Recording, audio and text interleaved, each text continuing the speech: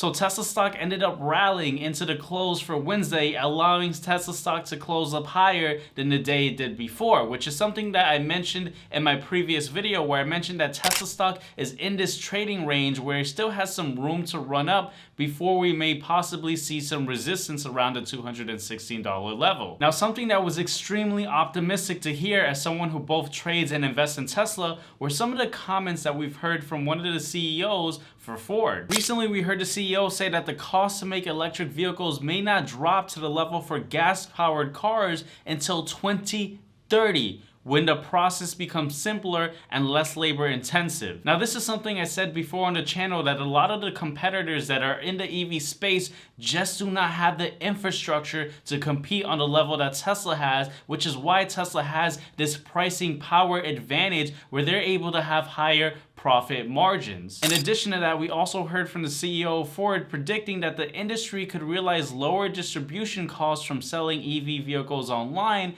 as well as higher revenues from new software-driven digital services. Now, why does this sound very familiar? Is there another EV automaker out there that boosts its profit margins by cutting out the middleman of dealerships by directly selling their EV cars online? Also, is there another automaker that produces EVs that is saying that they're going to experience much more revenue in the future due to their, software of autonomous driving? It sounds very familiar. Wait, is that Tesla? Now, hearing this from the CEO of Ford really just shows you the weakness in the competition that Tesla is facing. This is basically music to my ears.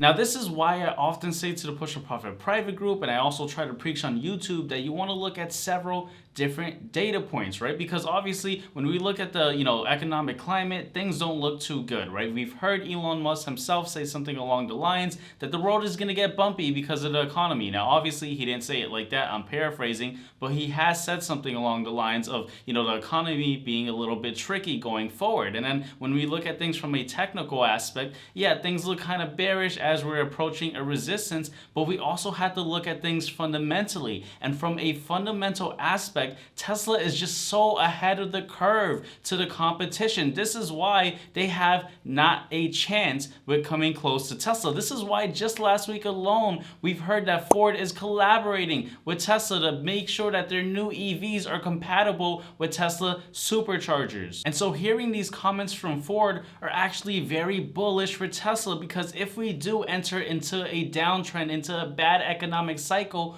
well, what does that mean? Well, all the other competitors that are in the EV space won't be able to stand a chance with pricing their EVs lower than Tesla. And so this is going to create an environment where it's going to be survival of the fittest. And Tesla is obviously going to, obviously suffer a little bit if there's a bad economic climate. But guess what? They're going to be able to prevail through and actually leap forward as we enter into a positive business cycle. Now, going forward into the week, we have a massive amount of job data coming out. We have non-farm payrolls, we have average hourly earnings, and then the unemployment rate. Now, we're going to want to make sure that we pay attention to this job data because it's going to really kind of give us like a thermometer of how the job market is doing. And we know that the Federal Reserve is going to be paying highly attention to this data because they're very data dependent on whether or not they're going to either hike rates or pause rates. And so this is something we absolutely want to pay attention to. Again, we want to have a holistic approach when it comes to trading and investing. And along with that, on June 13th, we had the CPI report, which is a gauge on inflation. And this report is probably one of the biggest reports that we absolutely want to hone in on, because this is the last report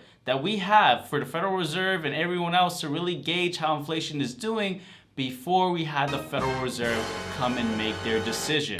And so we have a couple of economic data points that we absolutely want to follow, especially as we move forward until June 14th, where we have that rate decision. Now, I've said it in a previous video, but I'll say it again, the market is already pricing in a rate hike. So if we actually have the Federal Reserve come and pause rates, well, that's going to be extremely bullish for the overall market. And of course, we're going to see that benefit and trickle into Tesla stock. Now, I know you guys may be asking, okay, what is your game plan for Tesla? Now, as I mentioned in the beginning of this video, I also am a long-term investor for Tesla, but I also trade Tesla in the short term. So in the short term, I'm going to be paying attention to what's going on technically. I'm going to see if Tesla breaks above the $216 level, or is Tesla going to get rejected, right? So in my short-term account, obviously if Tesla starts coming down, well, I'm going to go ahead and hedge by, shorting or either buying puts on Tesla. But in my long-term account, I say it time and time again, I keep it very simple. If Tesla does break below that trading range, I'm simply just going to be adding more shares into Tesla in my long-term portfolio